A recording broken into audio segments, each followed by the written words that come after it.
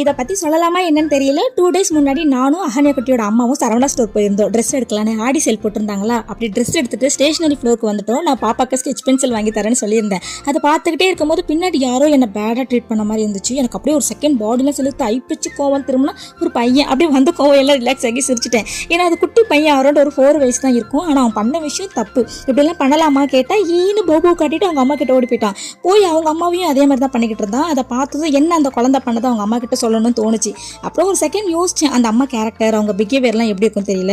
நம்ம இருக்கிறது ஒரு பப்ளிக் பிளேஸ். ஏன்னா ஒரு சில பேர் இருக்காங்க சொன்னால் நம்மளே திட்டுவாங்க, என் குழந்தைலாம் அப்படிலாம் இல்லை, என்ன தப்பு தப்பாக பேசுகிறீங்க அப்படின்னு.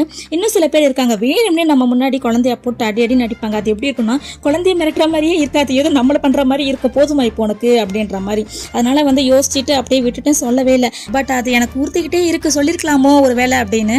அந்த பிளேஸில் நீங்கள் இருந்தீங்கன்னா என்ன பண்ணிருப்பீங்கன்னு கமெண்ட்டில் சொல்லுங்கள். 2 கிலோ மசாலா அரைச்சால அது பாதி தான் வந்துருந்துச்சு. இதில் ஃப்ரெண்ட்ஸ் அண்ட் ஃபேமிலிக்கு வேறு கொடுக்கணும். அப்புறம் அரைச்ச மிளகாத்தூளை வச்சு ஒரு சூப்பரான மட்டன் குழம்பு பண்ணேன். 2 வேளைக்கு சேர்த்து பண்ணேன். ஆனால் டேஸ்ட்டு சூப்பராக இருந்ததுனால ஊற்றி காலி பண்ணிட்டாரு நம்ம வீட்டு தலைவர்.